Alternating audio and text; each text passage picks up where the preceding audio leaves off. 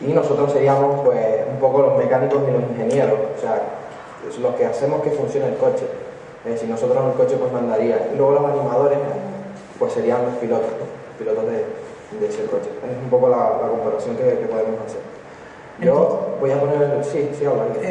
Nada, pues lo mismo que para los que hayáis asistido a la charla de antes de Dani y de Miguel, es lo que vamos a contar son cosas bastante técnicas dentro de lo que cabe. Entonces, si tenéis alguna duda, a mí personalmente no me gusta esto de ponerme aquí y contar cosas, sino que me gusta que haya pues, cierto diálogo, cierto debate, curiosidad por una parte, curiosidad por la otra, de manera que si tenéis alguna duda o lo que sea, ¿vale? Sin ningún tipo de problema, sin ningún tipo de compromiso ni vergüenza, levantáis la mano y contestaremos si podemos, tenemos la respuesta. Desgraciadamente, de los últimos trabajos que tengo, no voy a poder enseñarlo porque no tengo internet, lo tenía colgado en internet, del David Jones, que era el último que tenía, y los trabajos anteriores, pues desgraciadamente por estas políticas de confidencialidad tan fuertes que hay en las empresas, pues tanto cuando trabajaba en Emilio, pues estuve casi 2 años trabajando ahí, y de todo el trabajo que tengo, pues no tengo absolutamente nada y no puedo enseñar absolutamente nada. Y pasa lo mismo con Heroku. Entonces, con Heroku, que el domingo también va a haber una charla, pues hay una política bastante fuerte en cuanto a enseñar cositas, ¿no? Como no tenemos esa posibilidad de enseñar cosas propias, ni siquiera tengo internet. Puntualización. Yo sí que he traído cosas. entonces pues enseñaremos un par de vídeos que me he traído para ver cómo es este tema, ¿no? Voy a poner iré poniendo varios y así los vamos comentando un poco. Es uno de los que más me gusta. Lo voy a poner.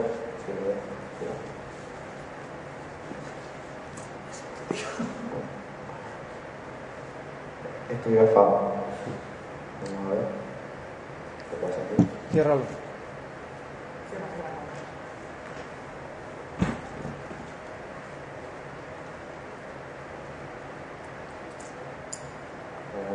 Windows Vista, amigos, es maravilloso.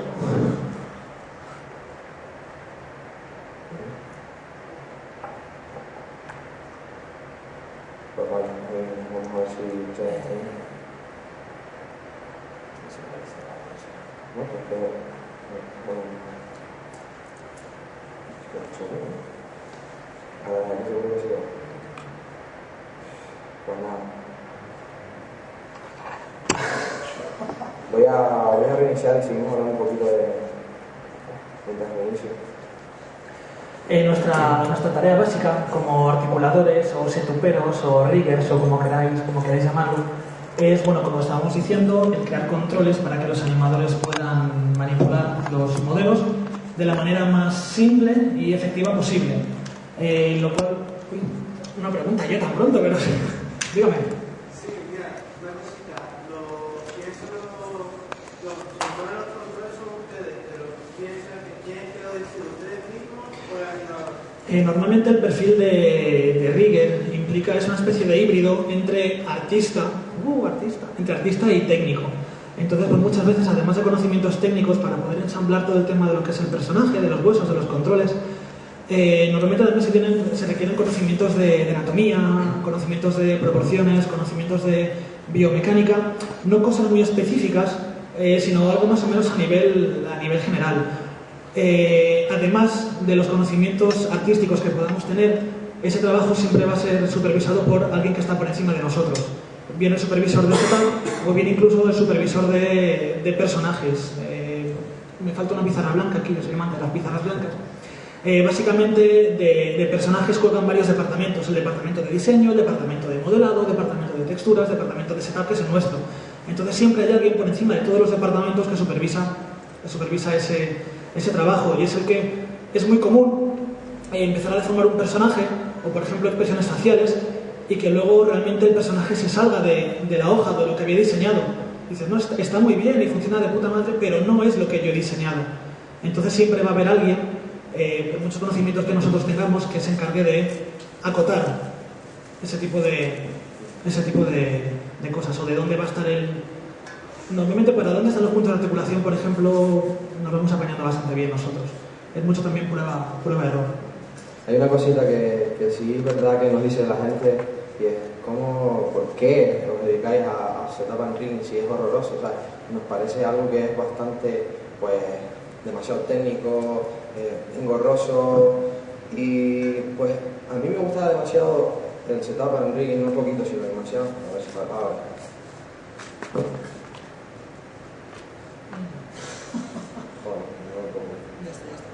Bueno, pues esto es básicamente un setup de un cangrejo que han hecho estos chicos brasileños que me parecen una maravilla, una empresa Silverfly.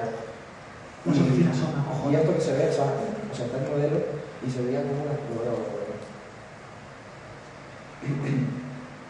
dividido en varias cosas, pero estas formas de aquí, que son pues los controles por los cuales el animador va a poder mover ese objeto, porque tenemos el objeto, pero para poder moverlo, pues tienen estas shapes, se llaman formas, para poder controlar el modelo de una manera fácil y cómoda. Esto, por ejemplo, cosa, ya lo dejé funcionar. Por lo que estaba diciendo un poco de por qué pues, nos dedicamos a esto. Básicamente yo cuando cuento una anécdota que yo creo que ni Geray lo conoce, que siempre está conmigo, y es que desde pequeñito me flipaba, o sea, yo me preguntaba cómo funciona eso, o sea, veía un coche y cómo camina un coche, o sea, había un avión y cómo puede volar un avión. O sea, ahí empecé como a picar un poco cómo funcionan las cosas. Y de hecho había un programa, que no sé si era de Microsoft o que era antiguo, que era cómo funcionaban las cosas, ¿no? O algo así. Y me flipaba, o sea, me ponía a ver cómo funciona el teléfono, cómo funciona todo. Entonces nosotros, como artistas, tenemos la función de sentarnos a ver cómo funcionan las cosas y reproducirlas con un software 3D. O sea, nosotros pues vemos un avión y decimos, pues ¿cómo se mueve un avión, un motor de un avión? Bueno, básicamente un avión en un entorno 3D es fácil de mover. Y lo más complejo pues, sería en este caso pues, personajes orgánicos. Ser un animal, una persona que tiene deformaciones, pues un músculo, cómo se funciona un músculo, estás todo el día estudiando, ¿no? O sea, yo me he pegado horas así, ¿no? Y así está de fuerte, no, joder, ¿no? de hecho, me hice una locura y digo, voy a ponerme fuerte para ver cómo puede funcionar, o sea... Buenas cosas. De hecho, quería hacer un estudio de musculatura que al final pues, no llegué a cabo. Y una de las cosas que tenía que hacer era pues, estudiarme a mí mismo, ¿no? Cómo funciona, cómo... Estoy mirándome, cuántas veces he estado haciendo así, ¿sabes? Vamos, Bueno, ya todos sabemos que Isidro es un poco narcisista y bueno, todo lo que está comentando es cierto, o sea, todo esto entrando un poco con lo que decía yo antes, ¿no? De la parte artística. La parte artística implica mucho trabajo de análisis, de observación, de análisis y de síntesis. Básicamente para ver cómo, por ejemplo, como... Dime, Gerard. Que así, vale, adiós. Básicamente, se me olvidó la olla. Vale, sí, básicamente pues para luego poder reproducir comportamientos que se producen en el mundo real, para poder reproducirlos en un ordenador, necesitamos un trabajo de análisis, veo que la puerta del coche se abre hasta 60 grados, veo que el brazo cuando lo deformo aquí sale una pequeña mollita, una pequeña arruga, o cuando me giro ese tipo de comportamientos, requiere un estudio bastante exhaustivo, mucho más, cuanto más realista es el grado de realidad que intentamos conseguir con el programa. Por ejemplo, pues este tipo de comportamientos, el burro, pues bueno, al ser un personaje... ¿cómo se dice? Esto es de Paul Neal. Este es uno de los artistas por los cuales empecé, de hecho, me gustaba mucho un montón Paul Neal, cómo hacía las cosas. Y empecé haciendo cosas como él, ¿no? Realmente cuando todo el mundo empieza a hacer rigging, parece que hace las cosas como las hace Paul Neal. Y no es que las haga mal, sino que cuando ya tienes una profesionalidad, pues empieza a tener pues, un campo más abierto de ver las cosas. Y es uno de los riggers más reconocidos del mundo del 3D y sobre todo dentro del mundo del 3D Max. Después todo cómo es el comportamiento que tiene la pata, el hecho de que yo pueda coger el pie y manejarlo y la pata automáticamente se doble por donde se tiene que doblar. Todo ese tipo de comportamientos tiene un estudio previo. Aquí pues es una cosa que luego contaremos, pero bueno. Sí, lo que estaba diciendo con Iker es que somos un poquito, nos sentimos un poco como unos Leonardo da Vinci, ¿no? O sea, intentamos inventar, sí, por compararlo con un artista, porque no podemos compararnos con muchos, sino con él, porque él es el único que hacía varias artes y entre ellos pues, inventaba cosas y sobre todo pues, intentaba darle usabilidad y cómo funcionaban las cosas, ¿no? Pues nos sentimos un poco de esa manera, intentamos, nos da un objeto, o sea, tenemos que ver cómo funciona el objeto y luego cómo reproducirlo, porque disponemos de una tecnología software 3D. Normalmente pues, trabajamos con 3D Max, pero hay muchísimos programas. Y depende de la tecnología, pues tenemos unas herramientas o tenemos otras. Hoy vamos a explicar un poquito pues, cómo son estas herramientas que usamos. Y dentro de todos los software que hay, pues las voy a explicar con 3D Studio, como en el otro vídeo de aquí de famoso de, creo que se llama Boomis, o la verdad es que me flipó bastante. ¿Veis? Esto ya requiere, si nosotros que seguimos el proceso, hay gente que se dedica pues, a enseñar lo que hacen los foros, lo cual mola. Y este hombre pues puso todo el proceso desde el principio, desde el modelado del principio hasta el final, ¿no? Hasta cómo se deforma el personaje y todo. Y está muy bien porque el proceso de análisis, de síntesis, de estudio, lo tiene todo online. Entonces ves claramente por dónde va y luego ves, por ejemplo, pues eso, todo el tema de comportamiento de los músculos, tema de aquí de los hombros, los pectorales, cómo se deforma todo. Sí, es uno de los casos más complejos a los que puede llegar un rigger, ¿no? La deformación de una musculatura totalmente correcta, porque la verdad que es complejo, como veis, está deformado bastante bien. No es ni más difícil ni menos difícil que cualquier otra cosa, lo que pasa es que sí que requiere pues más tiempo y más esfuerzo, es más exhaustivo. Pues como decía, al igual que los mecánicos tienen sus herramientas para construir un coche. Y si no, quítate la camiseta, que tú también tienes eso. No. Al igual que los mecánicos que tienen sus herramientas para construir su coche, ¿no? Nosotros disponemos de varias herramientas. En nuestro caso, pues, solemos usar Max, podríamos usar cualquier otro, Maya, IDSI, Blender pero básicamente es lo mismo en todos los juegos. Exacto, hay muchas personas que preguntan, oye, ¿cuál es el mejor programa para esto? ¿Cuál es el mejor programa para el otro? En realidad, con todos, más o menos, salvo con Houdini que comentaba antes Dani, con todos más o menos puedes hacer lo mismo. Simplemente las etiquetas o los nombres con que se identifican a las herramientas, los comandos son distintos, pero en esencia, a grandes rasgos y en general es lo mismo, vamos. Este es un chico, ahora no me acuerdo cómo se llama, es marroquí. Es marroquí. Y este tío es, un cabrón. Me parece que es espectacular el trabajo que hace, verdaderamente espectacular. Todos estos puntos, todas esas cosas que veis en pantalla, eso lo vemos nosotros a la hora de construirlo. Luego el animador o la persona que vaya a manejar eso, todo ese tipo de cosas están ocultas. Al animador solo se le da lo que tiene que mover. Pues nada, las herramientas que disponemos, en este caso, sí. Vale, vale. Voy a repasar un poquito.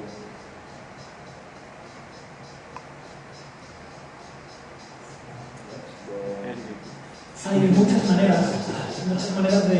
Hostia, qué guapo, me siento como de elegido, tío. Hay muchas maneras de controlar un personaje, un elemento como en este caso. Y todo depende de cómo se controle, primero de la habilidad de la persona que construye esto. Y segundo, que es muy importante, es la petición de los animadores. Al fin y al cabo, un proceso de producción, sea una película, sea una serie, sea un videojuego, es una cadena de montaje en la cual la gente que viene después condiciona un poco tu trabajo, cómo va a ser. De manera que si esto es así es porque alguien ha dicho que yo quiero que esto se controle de esta manera. Pues dentro de las herramientas que tenemos, en este caso en el software 3D, pues tenemos pues, la malla, los huesos, los ayudantes, los controladores, los resolutores de cinemática, las restricciones, las jerarquías y los deformadores. Son todos una serie de elementos que nos van a permitir a nosotros los como si técnicos. la llave inglesa, los tornillos, callaba y todo este tipo de cosas. Chapas, sí, chapas. Chapa. Aquí es chapa. Así que, bueno, voy a empezar un poquito a hablar del tema de la malla, ¿no? La malla en sí, lo que llamamos malla es la geometría. O sea, la geometría puede ser por cualquier orden geométrico. Voy a crear aquí una tetera que me ¿Por qué el tema de la tetera? Sí, gran pregunta. Bueno, buena pregunta. Pues la tetera, sí. La has estudiado, Te la sabes tú mejor que yo. Sí. Pues venga. Nada, creo que, no sé, o sea, sé que es la tetera, se llama Utah, UTAH, Utah Tipo. Creo que fue en la Universidad de Stanford. Bueno, igual me estoy inventando las cosas. Tú tienes pinta de saberlo, tío. Fue el primer modelo, la primera primitiva creada de forma geométrica. Exacto, como tiene... En ¡Hombre, MS2. chicas, pasad, adelante! Como es una superficie que tiene curvas cóncavas, curvas convexas y tiene cambios de plano, entonces era lo suficientemente compleja y simple a la vez como para poder experimentar cuando se empezaba con todo el tema del 3D. De hecho, por los años sí, de hecho en los años en esa época había programadores que incluso se sabían toda la colocación de puntos geométricos de memoria. O sea, te hacían trucos de, pues esto es X tal, y no sé cuánto, y Z no sé cuánto. Sí, vamos, todo cada punto geométrico que es, o sea... Responde todo el cuerpo de la tetera, responde a una fórmula matemática, y la sala responde a otra, entonces pues bueno. Pues... años, cada puntito de esto, o sea, se lo sabían de memoria, o sea, no sé de cuán complejo era la tetera de entonces, la tipo. Además es muy curioso porque cuando salió la tetera también salió el primer shader, Blink, ¿no? Salieron a la vez, fue como, wow, ¿sabes? Salió la tetera y además salió ya con textura, ya, o sea, era una pasada, la tetera, entonces por eso se hizo tan famosa. Y bueno, el Max lleva la tetera desde siempre, es el símbolo no solo de Max, sino del 3D en sí. Hay otros programas, por ejemplo Blender, cuya primitiva peculiar, en lugar de una esfera, otra es una cabeza de mono. Es verídico, es una cabeza de mono. Si tenemos internet lo podríamos ver. Normalmente cuando se ven pruebas de 3D son teteras. Dentro de poco seguramente veremos monos. Porque la verdad que Blender está teniendo una evolución increíble. Bueno, pues estaba hablando de la malla. Pues la malla es la geometría y un objeto geométrico pues está formado pues, por polígonos, aristas, vértices, ¿no? Todo lo que es geometría. Y nosotros a lo que nos dan los modeladores pues tienen lo que trabajan en este tipo de cosas, ¿no? La geometría. Ellos pues, normalmente empiezan incluso con un polígono o con una caja, dependiendo del modelador, y tienen que hacer objetos. Nosotros normalmente no hacemos nada del proceso de modelado. Nos dan un objeto geométrico, puede ser por ejemplo una tetera, y lo encargado de nosotros es hacer que esta tetera funcione. Normalmente las teteras están quietas. Vale, todo lo que está bien.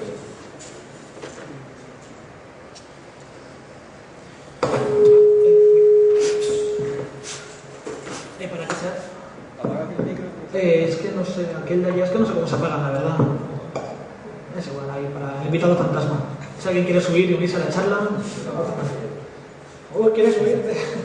En lugar de trabajar con una tetera, lo que vamos a hacer es enseñaros uno de los personajes, bueno, el personaje que he traído, para que, pues ya que Isidro y yo hemos estado trabajando con personajes y no con teteras, me parece más interesante y más práctico.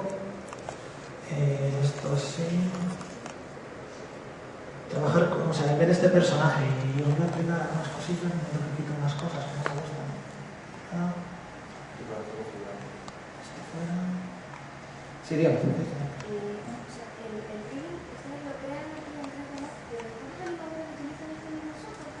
Sí. Sí, porque la configuración tiene que ser el mismo software. Date cuenta que es el esqueleto que ellos van a mover. La verdad que se está haciendo un esfuerzo bastante grande para que haya una compatibilidad casi plena en todos los software, pero la verdad que está siendo bastante difícil porque siempre ha habido una guerra entre software, ¿no? Es lógico. Pues desde que Maya, Max, FSI pues son competidores, lógicamente hacen su software. Pero sí es verdad que hay una tendencia ya, sobre todo por el interés de los estudios y demás, de estandarizar esto, de hacer pues que todo funcione con todo.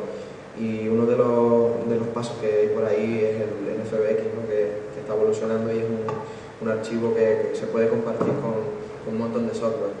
Y ya sea Houdini, y se está dando el paso, pero normalmente un riff tiene que ser el mismo software. Hay cosas que no, por ejemplo los modelados, eso no hace falta. Sí, normalmente la construcción del personaje, de todo el tema de esqueletos y todo esto, y la animación suele hacerse hasta donde yo sé en el mismo software. Luego tienes empresas, por ejemplo, que es, por un lado sí que está la tendencia que comenta Isidro, por otro lado es cierto que se usan software distintos para distintas cosas. Por ejemplo, pues Pixar, la mano es la cabeza. Pixar tiene su software propietario para el tema de rigging, tiene otro programa luego para también animar, que también es software propietario suyo, pero por ejemplo tengo entendido, hasta donde yo sé que modelan en Maya, por ejemplo. O sea que realmente el tema del rigging condiciona mucho al animador, y el animador también condiciona mucho el tema del... Estaría interesante que vinieras después a la charla siguiente, que es de producción de Dani, donde va a explicar estas cosas, va a explicar pues cómo un estudio hace lo que se llama el pipeline, que es una cadena de trabajo, ¿no? Y entonces cómo encajan diferentes software, por qué lo hacen así y por qué no lo hacen de otra manera, por qué en ILM usan Maya y por qué, bueno, en otros usan Houdini, ¿sabes? Pues él va a explicar un poco todo ese tema. Bueno, pues aquí un poco saltándome el guión de la charla. Sí, perdón. Sí.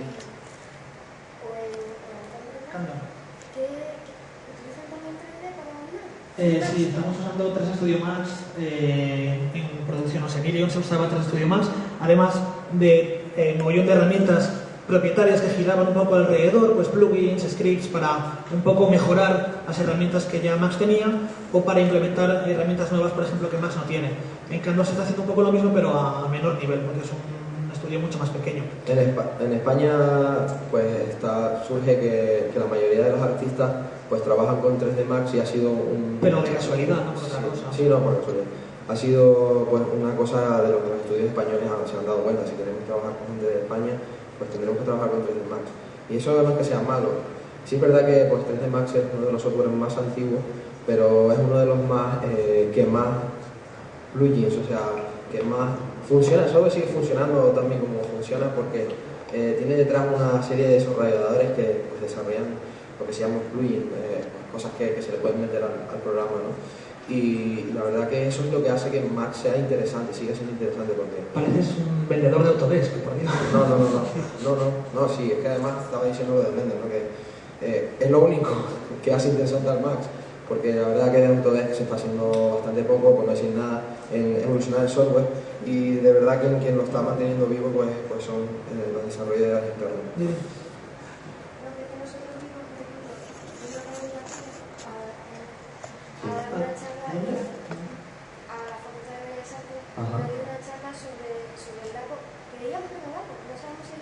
¿El lince perdido? Sí. ¿Y qué os contó con Raúl García? Hola, Raúl García. Nos habló de todo el proceso, pero claro, hablando no del proceso dentro de 3D, sino diseño, producción. Exacto, producción. Sí, producción. Poniendo el software aparte, porque el software es una herramienta. O sea, es que aquí que hacemos las cosas somos los artistas y el software, al fin y al cabo, siempre es como un lápiz, un pincel, es una herramienta más. Lo verdaderamente importante es el artista que está detrás, ¿no? Realmente a nosotros nos da igual, o sea, nosotros estamos acostumbrados a trabajar con Max. A mí no me da igual. Yo creo que Iker trabaja con más software, pero me daría igual trabajar con Blender, XSI, Maya, porque es que realmente se parecen a nivel sí, de paquete de software. Por ejemplo, ahora que estaba por ahí Miguel y Dani hablando de Houdini, me interesa un montón Houdini porque tiene otro tipo de filosofía y le veo un montón de posibilidades. Blender porque está evolucionando a un nivel pero imparable, o sea, teniendo una cantidad de desarrolladores detrás que software libre, pues está evolucionando a un nivel imparable. Yo si os interesa todo este tema del 3D y no me voy a mojar, toma. Y queréis aprender algo, no uséis Max. No uséis Max. A nivel mundial hay pocas compañías reconocidas que estén usando Max en producción. Una de ellas puede ser Irion, bueno, más o menos reconocida. Pero bueno, estás hablando en temas de sí, más en plan de producción, ¿vale? De cine, sí. Anuncios, cortos. Porque sí es verdad. Frantic Films, que está en Canadá, perdona que se corte. Y Blizzard creo que también usa Max, o usaba. Ya se pasó a Maya. Que yo sepa, a lo mejor me estoy equivocando, pero vamos, creo que esa a Maya.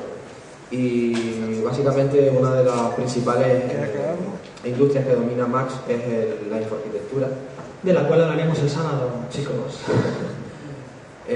Donde aplasta totalmente a cualquier competidor, porque de hecho se ve una clara tendencia de Autodesk a enfocar el software a infoarquitectura. De todas formas sigue siendo un paquete interesante para cualquier cosa, videojuego. Ya te digo, depende del artista. Retomando un poco lo que volvimos a saltarnos el guión otra vez, sí. Esto, pues a ver, si consigo, se me para, está aquí el botón, vale, va un poco lento, vale, correcto. Esto es uno de los personajes que aparece en el siguiente proyecto de Canva Graphics, es un cortometraje titulado La muerte y la doncella. Esto es primicia exclusiva. Vale. Tengo permiso de la empresa y todo, vale. Y es el personaje principal, entonces en lugar de enseñaros pues una tetera o lo que sea, pues os voy a enseñar un poco. No. Sí. Un poco adelantándome a todo de la charla. De hecho, creo que nos deberíamos hablar primero del otro, pero bueno, ya que pillo cadenilla. Venga, vale. Este es uno de los personajes, como os digo, está todavía en proceso, ¿vale? Me lo he sacado un poco así. Entonces, pues el esqueleto de este personaje, la manera de control, tiene, digamos, como varios niveles de control. Normalmente los animadores, esto es como la malla final, ¿vale? Sin visualizar, esto sería el personaje final. Bueno, de hecho, esto es personajes tal que así, ¿vale? Pero bueno, la ropa de momento todavía no está trabajando con ella, así que la voy a ocultar. Entonces, a la hora de hacer un setup o lo que sea, ese tipo de geometría, de estar deformándose en la pantalla, con que no lo veis deformarse, se va a deformar, pesa, ¿vale? Cualquier cosa que se deforme en la pantalla cuesta cálculo. Entonces, lo que se hace es una aproximación de la geometría, que es esto, que no es otra cosa que la geometría cortada y vinculada a una serie de huesos, que es esto que veis aquí. Que veis aquí que esto es lo que va a deformar la malla. O sea, yo esto cojo, puedo coger aquí y rotarlo, y rotarlo y tal. Entonces los animadores, si tuviéramos internet, podría enseñaros cosas que han hecho los animadores. Vale, entonces los animadores trabajan no así, porque así no tienen referencia de volumen, pero sí así.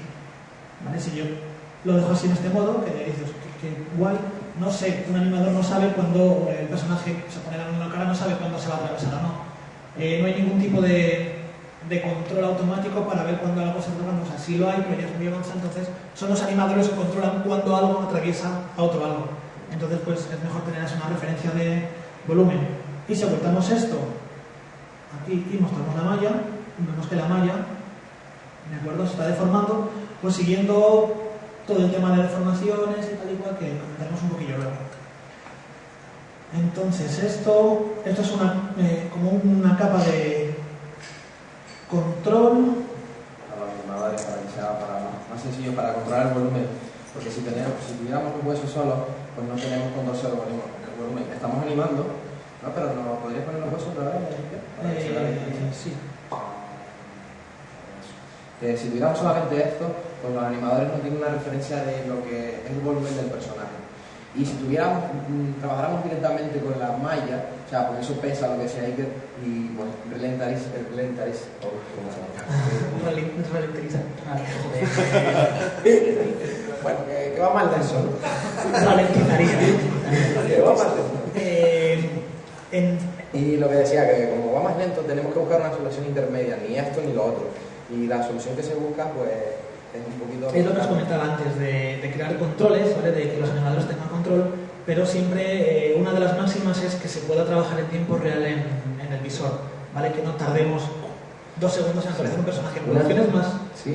En producciones más gordas, esto igual Dani luego puede comentar cosas, en donde hay muchos personajes, todos los personajes tienen simulación de músculos, que si también hay telas.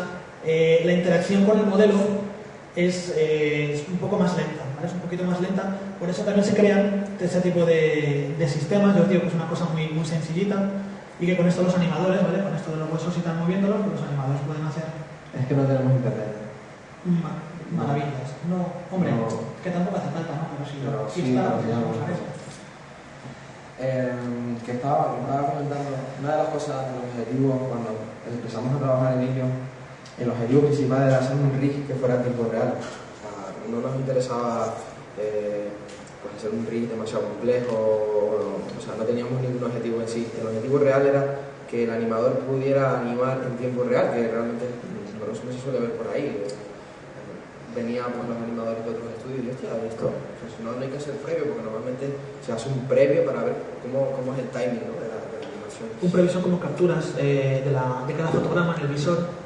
El ordenador lo calcula, es mucho más rápido que calcular la iluminación, calcular el proceso de render. Y sí que es cierto que eso, a la hora de estar animando y tener que irte aquí, animación, hacer un previo y esperar varios segundos a que tu animación, poder ver un vídeo de tu animación entera en tiempo real, pues sí que corta un poco el trabajo del animador. Yo modifico no sé qué, pues hago previo. no me gusta, pues modifico no sé cuántos y hago previo. No se trabaja así, pero bueno, sí que más o menos exagerando. Claro. Entonces, pues lo que comentaba eso, pues aquí tenemos por ejemplo un nivel de control que es este, y luego pues en caso de Candor en particular, los animadores, como va a ser un corto muy cartoon, pidieron, pues a ver si doy con ello, pidieron controles extra para que, pues para poder exagerar mucho más todo el tema de, bueno, esto ya os digo, está en proceso, está todavía un poco verde, pero para poder tener libertad total a la hora de manejar los personajes, vamos, de poder dibujar bien las curvas de la pierna en determinada pose. Es muy interesante cuando estamos trabajando con animadores porque es una lucha constante. Como comparaba antes con el automovilismo, podríamos comparar con un piloto de la Fórmula 1 y los ingenieros y los mecánicos, ¿no? El piloto de la Fórmula 1 y le dice, mira, que el coche, yo qué sé, desciframe un poco los frenos, digo, los neumáticos porque me voy en las curvas o agarro un poco el coche.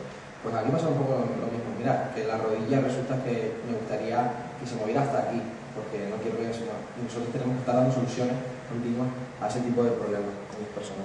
Se crean muchos automatismos. Pues por ejemplo, uno de los ejemplos que os puedo enseñar es aquí, en esto de aquí. Pues por ejemplo, todo esto, simplemente tú tienes un valor, ¿vale? Y con simplemente un simple parámetro, pues tienes todas las poses del caminado. Los animadores suelen pedir cosas como estas. Lo que pasa es que también es cierto que luego acaban por no usarlas. Es muy curioso, ¿no?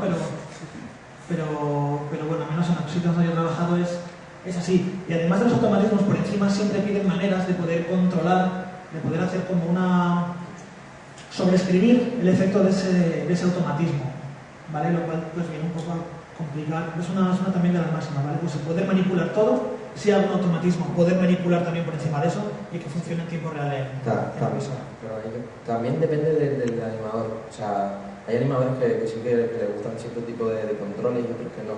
De hecho, cuando hace poco Carlos dio una charla sobre esto, le pregunté dónde estaba eso. O sea, podemos tener un montón de controles y los animadores, según un animador u otro, pues mostrar ciertos controles u otros, dependiendo de los gustos del animador.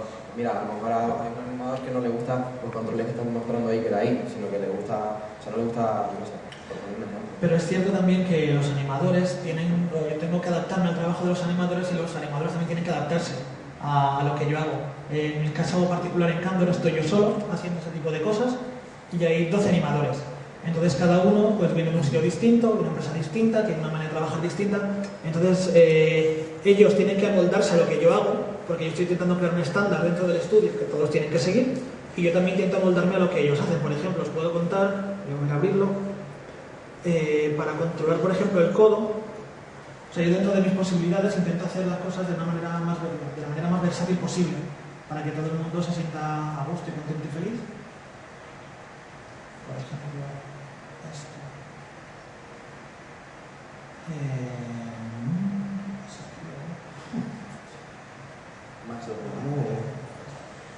Exacto, mierda.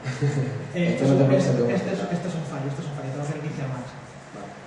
Esto es un fallo de esta última versión.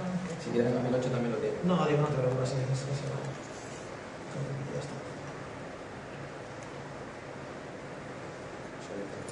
¿Qué? Es que tengo eso ahí de...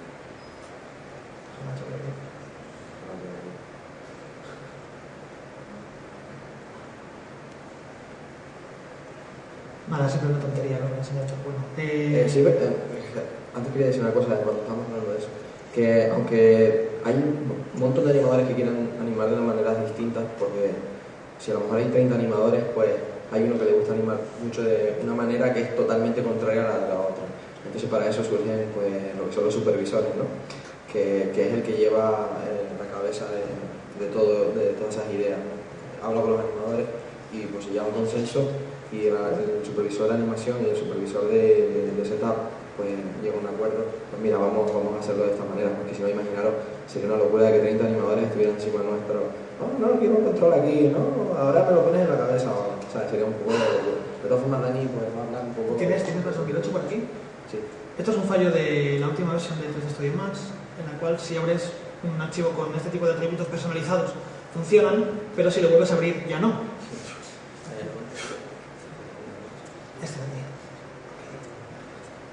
Con lo cual, pues esto me enteré hace un par de semanas que han corregido ya por fin este error, con lo cual es una putada. Mira que me avisaste,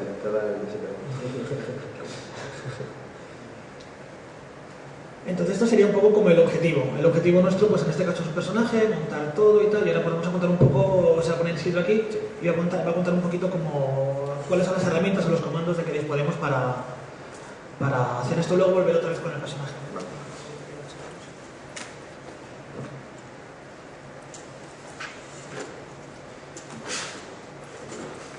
Pues no creo que me entretenga mucho, voy a ir bastante al grano porque no me quiero quitar mucho tiempo a mí. Sí. Ok. Pues. Bueno. ¿Qué pasa? El efecto demo, amigos. El efecto. Tenemos el Bueno, grafo. Sí, me voy a quitarte una pesadilla. Salir. Eso ya viste. Hola.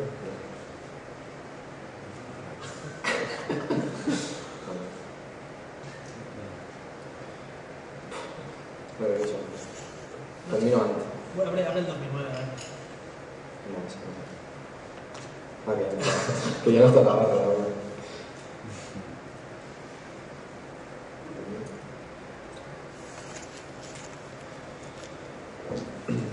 Entonces, movimiento, de posición, de rotación, de cualquier propiedad de un objeto, es decir, cómo se va a manipular ese tipo de información.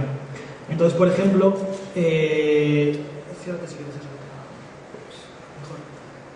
por ejemplo, tenemos por defecto todos los objetos, las transformaciones, posición, rotación y escalado, suelen tener un controlador que es posición X y Z. Yo puedo abrir, por ejemplo, una ventanita y decirle, introducir, pues mira, mi objeto, la posición del objeto viene determinada por la coordenada en X, la coordenada en Y, la coordenada en Z, como lo de siempre. Tenemos otros controladores, por ejemplo, el audio, en la posición de un objeto puede venir determinada por la onda de un archivo de audio. De manera que yo no le marco cuáles son las posiciones, sino que esa posición viene determinada por, en este caso, el dibujo de la onda. Luego también tenemos, por ejemplo, algo que se me ocurre por lo que son las restricciones, los constraints, que también se usan muchísimo. De manera que yo le puedo decir... Estoy enseñando un poco... Pues todos los objetos por defecto vienen con un controlador, la mayoría de software que es el controlador Euler, que nos permite controlar el objeto pues, en posición y rotación en tres coordenadas, ¿no? Que son X y Z. Y cuando animamos un objeto, este controlador lo que nos permite es precisamente eso, ¿no? Controlarlos pues, en cada eje. Y si animamos, o sea, acabo de hacer una animación pues, bastante sencillita, ¿no? No tiene nada. Vemos pues, que podemos controlar esa animación por cada eje, ¿no? Este es uno del tipo de los controladores, pero tenemos muchísimos, como estaba hablando Iker. Y nada, si te quieres... Por ejemplo, los constraints se usan, en mi caso ellos se usan muchísimo. Los constraints son restricciones, de modo que yo, por ejemplo, imagino que tengo dos objetos, ¿vale? Uno a un lado y otro a otro, y yo quiero que haya un objeto que esté siempre en medio de los dos, sin tener yo que animarlo, sin tener yo que introducir sus coordenadas. Pues tengo, por ejemplo, está siendo los tres objetos, y el del medio, pues bueno, podemos usar un controlador de posición, que es un position constraint o restricción de posición, de manera que en sus parámetros yo puedo determinar que ese objeto esté siempre en medio de otros dos. Así funciona. Pues aquí nos da la posibilidad, tenemos estos panel de controladores. En este controlador, que ya no es Euler, es un position constraint, como te dicen, que nos da la posibilidad de, oye, pues, ¿a cuál vas a estar pues, unido, ¿no? Estoy diciendo al position target, objetivo, pues le voy a decir que estos dos siempre van a estar, en este caso, como está en medio de los dos, pues está 50-50. Lo que he conseguido que esa tetera, ¿no? Estuviera siempre pues, en la mitad de los dos objetos. Da igual el objeto que mueva. Eso significa que ya ahora mismo, por cómo lo tengo configurado ahora mismo, este objeto no lo puedo mover, a no ser que lo configure de otra manera. Hay un concepto muy interesante que es lo que comentaba antes del poder manipular. Este objeto tiene un automatismo que consiste en estar siempre en la posición media de dos objetos. Hay un concepto muy interesante además que son los controladores, que es una lista de controladores, de manera que yo puedo tener varios comportamientos uno encima de otro. Si ahora Isidro, por ejemplo, como va a hacer, que sí, Isidro, tiene un position constraint, en lugar de usar un position constraint va a usar un position list, de manera que voy a tener una lista con dos controladores. Uno de ellos que va a ser el constraint. Aquí lo tenemos, esta es una lista de controladores que disponemos. Voy a poner el position list. Esto lo que nos permite es como las capas en Photoshop. O sea, tenemos varias capas de controladores y que podemos controlar. Ahora mismo pues, tenemos dentro de este position list pues, tenemos el constraint y tenemos uno disponible donde podemos meter otro tipo de controlador, ¿no? Puede ser pues, un Euler que... De manera que vamos a tener el comportamiento del automatismo de que siempre va a estar en medio de los dos objetos, pero encima voy a poder manipular su posición. Y este concepto que es tan tonto y tan chorra es una de las cosas que a nivel más complejo que más se demanda, que a mí se me ha demandado siempre a la hora de trabajar, el automatizar las cosas que se pueden automatizar, pero luego por encima siempre el control manual. Realmente tenemos un montón de controladores y no nos daría tiempo de explicarlo todo. Esto es una de las herramientas que tenemos para construir pues, nuestro personaje, ¿no? Otra de las cosas que disponemos son pues, los deformadores, los que llamamos deformadores, y vienen dentro de lo que se llaman modificadores. Sí que es verdad que podemos controlar los objetos, pero también pues, poder deformarlos, ¿no? Porque si un objeto, tenemos un objeto orgánico como es un animal, una persona, pues tenemos que deformarlo. Pues en ese caso pues, disponemos un montón de ellos, ¿no? Desde yo qué sé, un BEM o un FFD, esto lo que nos permite es deformar el objeto, ¿no? Esto deformar. Normalmente para personajes solemos usar estos deformadores, pero para personajes en sí no tenemos un personaje para solamente. Vale, sí.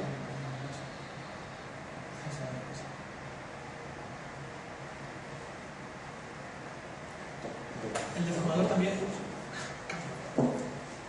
El deformador es también, en este caso, el deformador que se usa para vincular la geometría a la malla de control, a los huesos, ¿vale? que estamos hablando, es un modificador que se llama skin, que es piel. Este modificador pues, existe en todos los software y nos permiten, lo que hace es una interpolación entre un objeto y los vértices que hay en la geometría. Es bastante difícil de entender así y que lo enseña. Sí, básicamente aquí lo que estoy diciendo es, yo le estoy diciendo a la malla, ¿de acuerdo? Le estoy asignando qué parte de la geometría está siendo movida por cada uno de los huesos. ¿Vale? Que tengo debajo, que los huesos, pues como habíamos visto, eran estos de aquí, ¿vale? Digamos, estos son los huesos, ¿vale? Pero quedan de esta forma. Entonces es un proceso un poco tedioso. Hay gente que no soporta este proceso, yo tampoco soporto otros del 3D. Pero simplemente es eso, pues aquí en este caso más lo que hace es la influencia en un vértice cuya influencia un vértice, sí, cuya influencia es 100%. Básicamente, oye, vete con este hueso o oye, al 100%, al 50, al 50, del 100% al 100%. Entonces, más lo representa de color rojo al azul pasando por el amarillo, no es 50%. Lo que está explicando.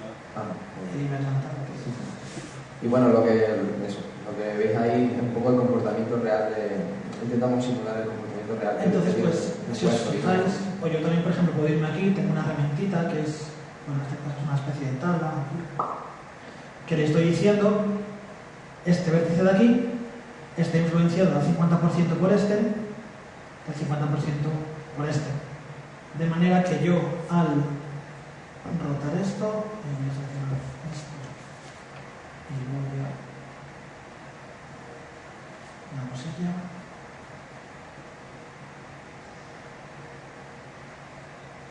De manera que yo esto, al rotarlo, ¿vale? Pues veo que se crea, más o menos, ¿vale? Esto tampoco está muy terminado, que se crea cierto pliegue. Si yo tuviera una sección al 100% y otra al 100%, pues tendría, pues vamos a verlo. ¿Se ha entendido un poco esto de aquí? Se encarga de el proceso simplemente es ese, ¿vale? Es largo, un poco tedioso.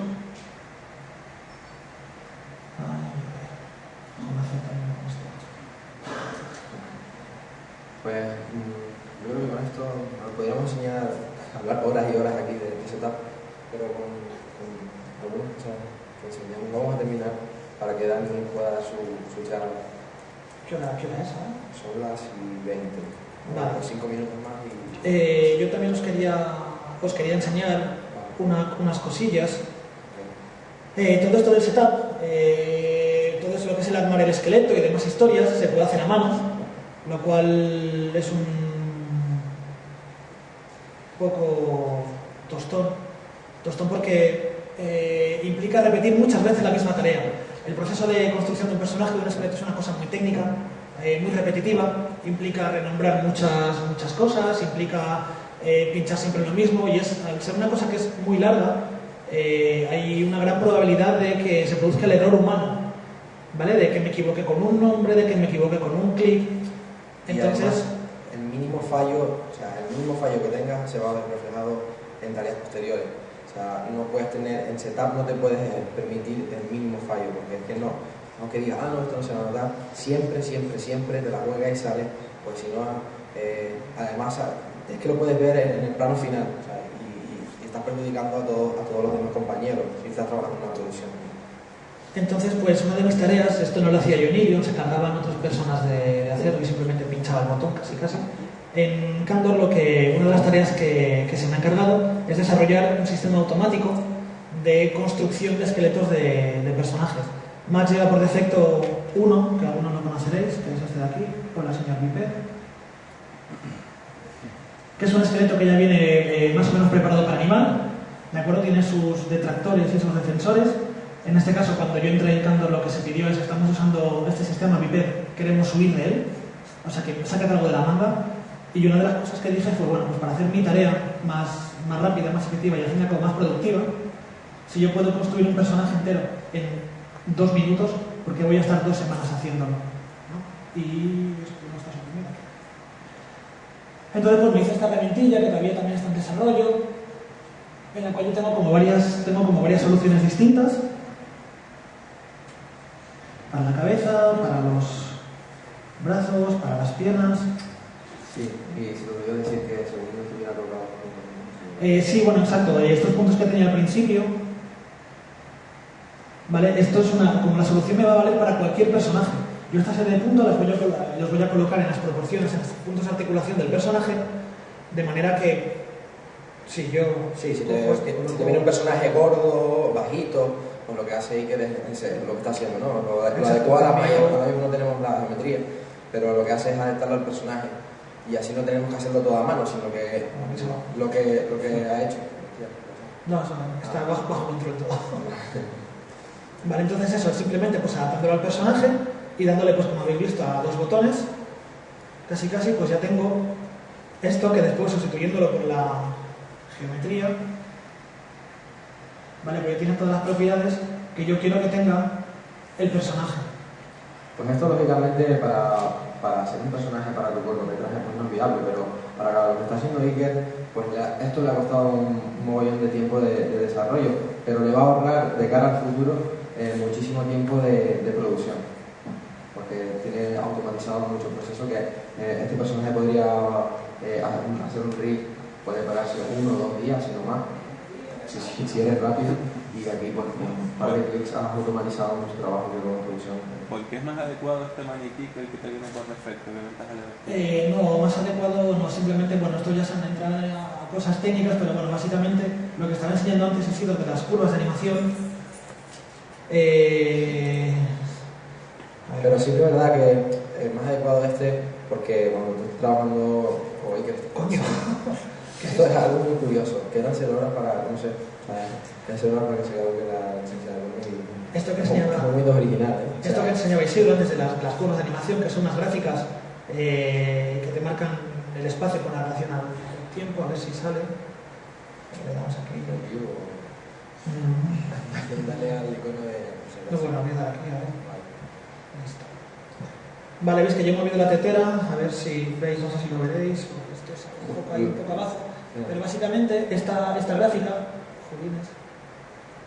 esta gráfica me está diciendo que la tetera se está moviendo, la coordenada horizontal, que es el espacio, el tiempo, se está moviendo a tantas unidades. Y esto cojo, lo muevo arriba, ¿vale? Simplemente es una gráfica. Entonces, pues por ejemplo, Viper de este esqueleto básico no te permite manipular esa gráfica. Y se usa mucho la animación pues para controlar movimientos, controlar arcos, tener las curvas limpias, marcar... trabajan muchas cosas en curvas que, por ejemplo, este tipo de sistemas Viper no te permite. Sí, pero básicamente es una de las cosas que puede pasar con el Viper. ¿Por qué sí este rig y el Viper no? Pues precisamente porque el Viper es un rig y está muy limitado, o sea, no te da la posibilidad de expandirlo. O sea, aquí cuando estás trabajando, tú tienes unos requisitos que te piden los animadores. Mira, queremos que haga eso, que Esto, por ejemplo, con Viper que haga stretch y no lo puedes hacer con... Es un sistema cerrado, sí, y es muy difícil meterte dentro y readaptarlo a tus necesidades. ¿Tú cuánto tiempo tardas en hacer esta herramientilla? Yo es que cuando me puse a hacer esto no sabía programar. Entonces todo eso está programado y claro, me ha llevado más tiempo que alguien que sí que sabe programar, pues porque yo empecé a hacer esto, yo empecé en Candor en abril, el primer día de abril, no sé si fue el 1 o el 3, y yo llevo con esto, con la idea más o menos desde enero. ¿Vale? Pero y evidentemente estoy 8 horas al día trabajando en esto, ni siquiera en el estudio. Candor es un estudio pequeñito y una de las desventajas que tiene es que estar en un estudio pequeño es que se me cruzan muchas tareas. Y estoy desarrollando eso y de repente me llega un plano, oye, mira Iker, que tienes que agregar este plano, tal, y tengo que detener esto porque el otro es prioritario. Tu perfil es de diseñador, tú no sabes nada de programación, en principio no sabías nada... Yo no soy diseñador. No, pero yo, por ejemplo, estudio de Bellas Artes. ¿Vale? Entonces, pues también me metí un poco en esto y también un poco por casualidad y tal, pero bueno, pues es eso, a mí pues se me pide, oye, tal, ¿tú sabes hacer esto? Yo digo que sí, no sé hacerlo, me meto dentro de la empresa y me toca aprenderlo. No, pero lo que es setup es un proceso bastante técnico. Normalmente no es necesario saber programar, pero sí que te ayuda para hacer este tipo de cosas, para automatizar tus procesos. Dentro del departamento del mundo del setup también hay varios roles, ¿vale? Entonces algunos sí que necesitas tener conocimientos técnicos, los conocimientos de matemáticas, que los míos son bastante básicos, vienen muy bien, los conocimientos pues, de física también vienen muy bien, de programación también vienen muy bien, sobre todo de programación a la hora de si tienes que escribir algo, de cómo estructurarlo. Yo, por ejemplo, me ha costado mucho empezar a aprender a pensar como un programador porque no tenía ni idea de programar. Yo lo hacía con Basic en el Spectrum, allá por el año y no tenía ni idea, entonces pues me ha costado más. ¿Tiempo total de desarrollo de esto? Pues no sé decirte va. ¿Y usa un lenguaje de programación propio de...? Propio de este que se llama MaxScript. Es un lenguaje de programación... ¿Y es compatible con otros lenguajes de programación? No, pero sí que dentro de Max puedes usar otros lenguajes de programación como .NET, por ejemplo, que se ha implementado en las últimas versiones, a partir de la 9, y también puedes usar Python. ¿Vale? Todos los idiomas posibles. Pero sí que es verdad que cuando, lo que decía Iker, ¿no? Cuando vas evolucionando, cuando empiezas en setup, pues empiezas haciendo esqueletos y luego, pues según las necesidades, tú como profesional vas pues, avanzando y sí que vas viendo, pues mira, ahora necesito programar, pues ahora necesito saber matemáticas. Entonces vas un poquito a poco pues formándote y cada vez pues teniendo pues más conocimiento. Pero para hacer un setup básico y demás no te hace falta, ¿sabes? No te hace falta unos conocimientos demasiado ni matemáticas ni programación, sino más o menos las herramientas que tiene software, lo que quieres saber, a lo que quieres llegar, y con eso es suficiente. Ahora, si de verdad lo que quieres es especializarte como nosotros y tal, pues sí, ya sí. Por ejemplo, en Ilion, cuando yo estuve más tiempo que Isidro, al final en Ilion éramos 9 personas, estaba el supervisor, que había programado todas las herramientas que usamos junto con otras personas que ya no estaban, ¿no? Habían dos seniors, dos chicos de setup senior, que son unas máquinas, unos fueras de serie, los tíos, que han escrito muchas de las herramientas que usamos nosotros en el departamento. Y nuestro perfil, el mío y el de Isidro, era más bajo, más junior. Nosotros no nos encargábamos de tomar decisiones, sino que nos encargamos de aplicar las herramientas que los demás programan. Nosotros nos encargamos todo el tema, por ejemplo, de todo el tema de personajes, de pesado de personajes, de todo ese tipo de cosas, pero sin decisiones técnicas, porque esas decisiones las tomaban otros. Entonces, bueno, pues si uno tiene ambición y tal, pues va subiendo un poco de escala. Para mí, por ejemplo, el haber hecho esto de automatismo es una sorpresa. Yo hace un año, por ejemplo, no me esperaba haber hecho este tipo de cosas. La situación un poco te va forzando, ¿no? Te va dirigiendo hacia dónde tienes que tirar, en nuestro caso. Pues por cuestiones de tiempo vamos a terminar la charla, vamos a pasar por las preguntas, a ver si alguien quiere hacer preguntas. Y Para terminar, igual... sí, quería hacer una pregunta, ¿no? Sí. Sí. Una buena manera de empezar para coger el tema es con Python y utilizando Blender. Realmente puedes hacer todo lo que he comentado ahí a través de simplemente utilizando Python y de una manera muy sencilla, o sea, sin saber mucho, por supuesto. Tú fuera de la zona. No, yo sé que más, pero no puedes comparar ni siempre para empezar el gratuito, todo el tema. Sí, no, sí está claro. Una manera buena de empezar un poco así, hacer este tipo de cosas en tu casa, en el campo, una máquina potente. Sí, no, sí. Y luego ya te critica profesionalmente a esto, pues Pero lo estás vendiendo demasiado bien y no es cierto y tú lo sabes. Sí, no, Porque- o sea, no, sí es verdad que Blender pues, es un software que le está dando la posibilidad a todo el mundo de que lo pueda usar cualquiera de la calle, ¿no? Y eso siempre es bien agradecido, pero no quiere decir que con otro software pues no se pueda hacer unas cosas u otras, aunque no sea fácil. Realmente es lo mismo, con XSI pues también tenemos Python y... Básicamente lo que necesitas son dos cosas. Nociones de programación que no son fáciles de adquirir y nociones del software que tampoco son fáciles de adquirir. Todo lleva tiempo. Entonces, si dedicas tiempo a programar y dedicas tiempo al programa 3D, tienes el perfil ideal para dedicarte, por ejemplo, a este tipo de cosas. Y si queréis os voy a dejar aquí una demo que, aunque es un poco viejecilla, para el Marek Schneider, me parece un buen ejemplo de lo que... Para mí la mejor demo que he visto de ese lado. a ver si Con esto diferencia. sale... Una pregunta. Sí, dime. Hace un par de semanas Robert se estuvo enseñando unos vídeos en relación al Día del Albornoz. ¿Cómo? ¿Perdona? El día de la albornoz de... Sí. Esto yo no estaba todavía, o sea que... Me pareció muy ingenioso la forma un poco de ¿Estuviste en mundos digitales tú? sí, un poco esa idea un poco de la simpatía dentro del estudio y ese clima. Sí, bueno, esto normalmente también se hace siempre de cara a la galería, ¿no? Y tal, pues es que no lo tengo aquí, si hubiéramos internet lo podríamos haber visto. Un vídeo que se mostró en mundos digitales hace cosa de una semana o dos, de Candor, del estudio, pues era una especie de un día en Candor, ¿no? Y todo el mundo dándose collejas, dándose hostias, jiji, jaja, mira qué guay que somos.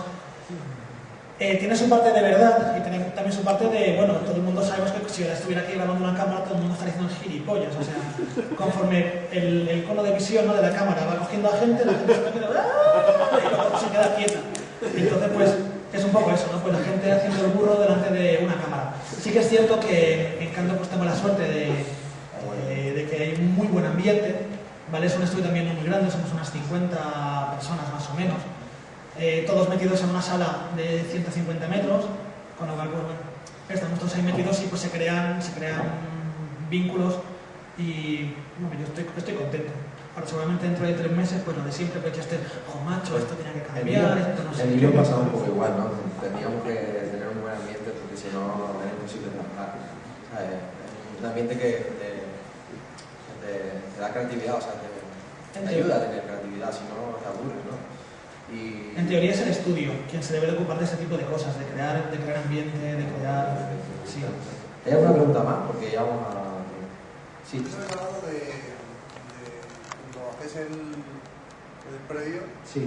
lo hacéis automáticamente, o sea, en tiempo real. Sí, o sea... ¿Hicisteis según un script o...? No es un darle al simplemente play. darle al play en el visor Y y, ya. que el personaje se mueva como mínimo a 24, 25, Claro, 30 así por siempre segundo desde la controlas el timing de la cosa. ¿Pero cómo conseguiste eso? Pues con pruebas, o sea, si nos pasamos de 24, pues hay que buscar dos soluciones. Básicamente hay operaciones. ¿Tocando la malla? O... No, básicamente es todo el tema del rig, o sea, lo que se ve en tiempo real no es la malla, no es la vía deformada, sino que es el setup de los huesos que hemos visto antes. ¿Vale? Todo el tema de constraints, hay mucha programación también por debajo y todo ese tipo de cosas pues lleva su tiempo de cálculo. Entonces pues puedes hacer una misma cosa de distintas maneras, cada una con sus ventajas y otra con sus inconvenientes. Hay algunas que son más rápidas de calcular. Entonces pues claro, tú después de hacer muchas pruebas y de ver todas las opciones, te quedas con la que realmente es la que interesa, que es la que se evalúa más rápido. Sí, tú comparas una herramienta del controlador. Mira, este controlador, pues resulta, hacemos 30.000 teteras, ¿sabes? Le ponemos ese controlador y luego hacemos otras 30.000 teteras, ponemos el otro controlador y ya sabemos, pues mira, este controlador va más rápido que el otro. Y así, aunque el otro sea más fácil de poner, pues nos curramos, ¿sabes? Y le ponemos el otro que sea más difícil, pero ya vamos rápido, ¿sabes? Y es una de las soluciones, una de las cosas que teníamos que trabajar, el rendimiento. Y bueno, esta es la demo de Marek Schneider que fue muy serio. ¿Qué será de ese tío? Tengo miedo. Y además está trabajando con Mesía, ¿no? Sí, esto está hecho con un programa que no es muy conocido, no es muy mayoritario, Mesaya, Mesía. La un resultado muy bueno. Vale, pues por ejemplo, todo esto que habéis las plumas al principio, cuando se dobla la primera, las demás se doblan, ese tipo de cosas son eso, automatismos. ¿Alguna preguntita más? Vale. Ya eso es un de producción. Pues nada, pues muchas gracias por atendernos y espero que sigan aquí porque ahora nos va a hablar de producción, que es bastante interesante. Pues muchas gracias a todos.